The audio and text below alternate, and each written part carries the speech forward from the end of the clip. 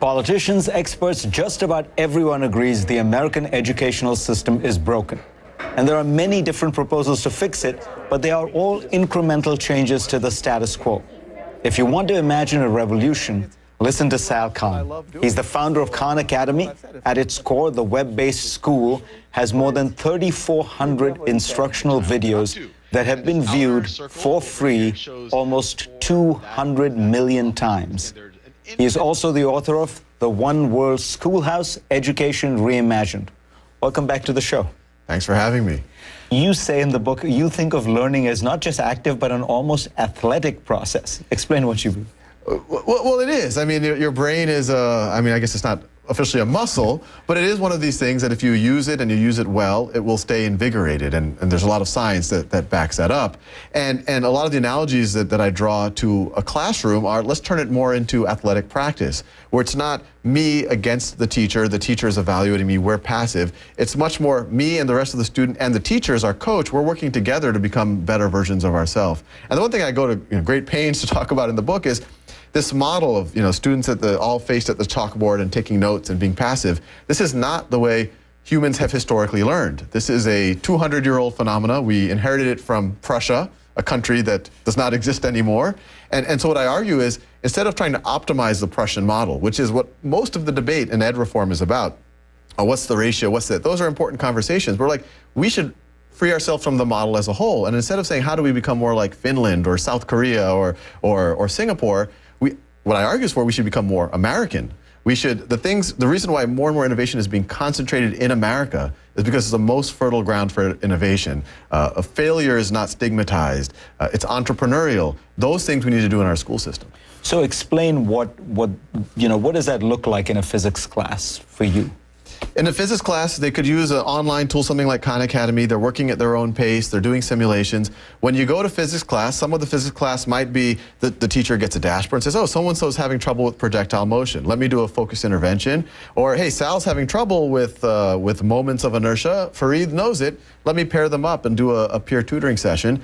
And if I get really excited about astrophysics, I can go dig deep. There's no such thing as missing class anymore, because now the students are all working at their own pace, and the teacher's there to mentor them.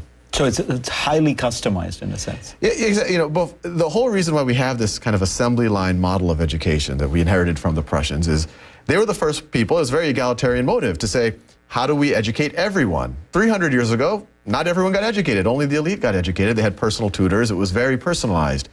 But as soon as you say we want to educate everyone and we want to do it economically, and it was the Industrial Revolution, well, put them in batches, put them on an assembly line, throw some information on them at each station and see what sticks. You're going to have some good product, you're going to have some bad product.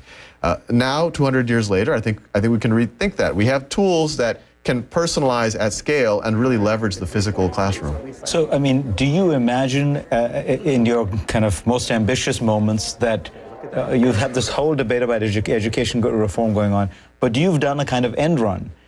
Do you imagine that you could just transform American education so that this whole debate of are we enough like South Korea and Singapore gets put to one side, we start a very American kind of individualistic innovation, and we end up on top?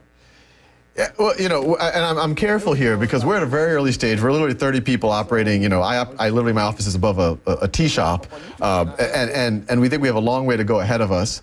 But part of the hope of this book is to change that conversation, to show, look, it's not pie in the sky thinking. It's actually more pragmatic thinking than what's going on right now. But I think you're exactly right. The conversation should not be, how do we go from 15th to 14th on the PISA surveys and get to parity with Estonia. It's how do we leverage the strengths that have proven we're the most innovative country in the world. How do we leverage those things in our own school system? All right, as somebody who's used this, the website with my son, the thing I have to wonder about, so the first couple thousand were just you, right? These were videos all done by you. And the subjects range pretty broadly. They were physics, a lot of math, chemistry.